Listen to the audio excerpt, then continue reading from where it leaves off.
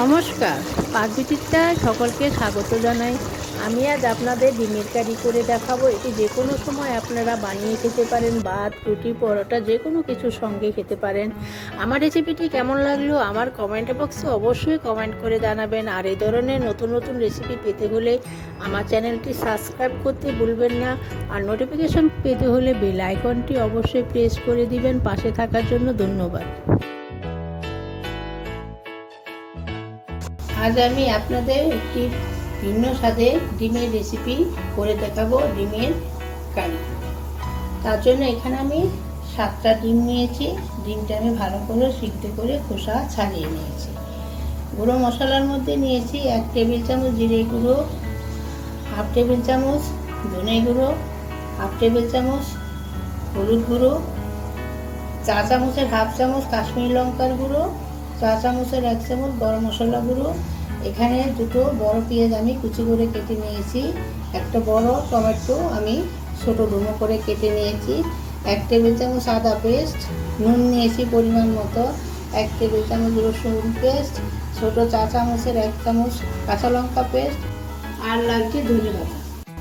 ফোড়নের জন্য এখানে 1/4 টিস্পুন সাদা জিরে নিয়ে গোটা জিরে নিয়েছি, 2 টুকরো দারচিনি, একটা তেজপাতা নিয়েছি। এখন আমি ডিমগুলো একটু চিড়ে নিচ্ছি একটা কাঁটা চামচের সাহায্যে, যাতে ভাজার সময় না ফাটে। ডিম ভাজার সময় ফাটে, তাই আমি একটু চিড়ে নিচ্ছি।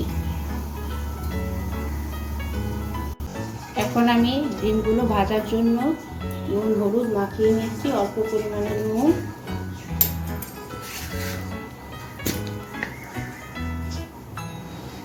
অল্প পরিমাণে হলুদ দিয়ে ডিমগুলো মাখিয়ে নিচ্ছি।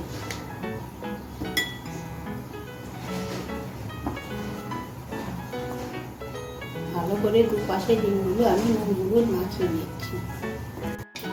দেখুন, ডিম ভাজার জন্য আমি কড়াইতে সাদা তেল দিয়ে গরম করে নিয়েছি। এখন আমি ডিমটা হালকা করে ভেজে নেব।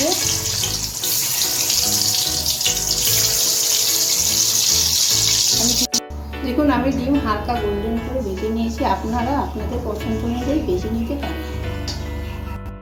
ডিম ভাজা তেলে আমি এখন ডিমের কারিটা রান্না করে নেব। এর জন্য আমি ফোড়নে দিয়ে দিচ্ছি জিরে, 2টা সাদা জিরে, 2টো দারচিনি, একটা তেজপাতা। ফোড়নটা একটু ভেজে নিচ্ছি।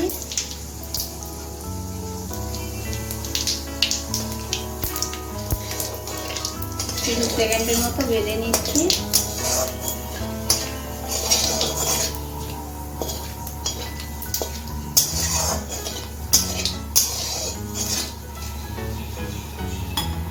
এখন আমি কেটে রাখা পেঁয়াজটা দিয়ে দিচ্ছি।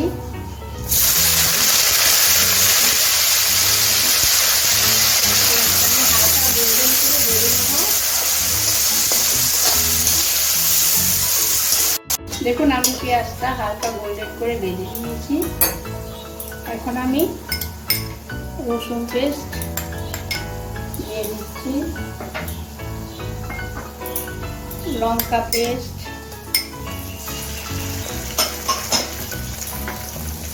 আদা পেস্ট, একটু নেড়ে চেড়ে মিশিয়ে নিচ্ছি। এখন আমি গুঁড়ো মশলাটা দিয়ে দিচ্ছি। জিরে গুঁড়ো, ধনে গুঁড়ো, কাশ্মীরি লঙ্কার গুঁড়ো কালারের জন্য, আর হলুদ গুঁড়ো দিয়ে দিচ্ছি। দিয়ে অল্প একটু জল দিয়ে দিচ্ছি।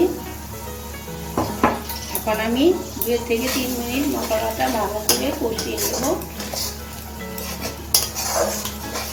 দেখুন, আমি 3 মিনিট মশলাটা কষিয়ে নিয়েছি। এখন কেটে রাখা টমেটোটা দিয়ে দিচ্ছি। 1/2 টেবিল চামচ নুন দিয়ে দিচ্ছি।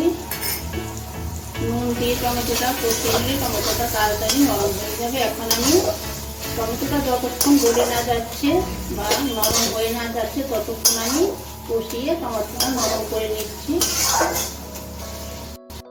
দেখুন, আমার টমেটো গলে গেছে এবং আমি মশলাটা ভালো করে কষিয়ে নিয়েছি। দেখুন, আমার তেল ছাড়তে শুরু করেছে এবং কালারটাও খুব সুন্দর এসেছে। এখন আমি গ্রেভিটা তৈরি করার জন্য পরিমাণ মতো জল দিয়ে দিচ্ছি।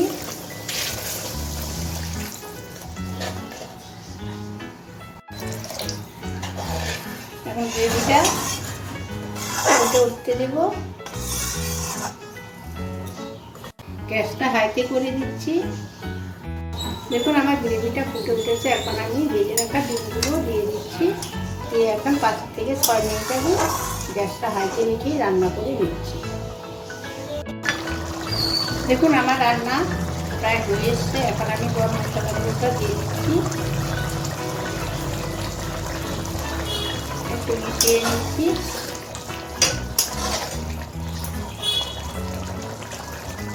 কেটে রাখা ধনে পাতা দিয়ে দিচ্ছি। এখানে নুন যা আপনাদের পছন্দ অনুযায়ী দেবেন। এখন আমার ডিমের কারি তৈরি হয়ে গেছে।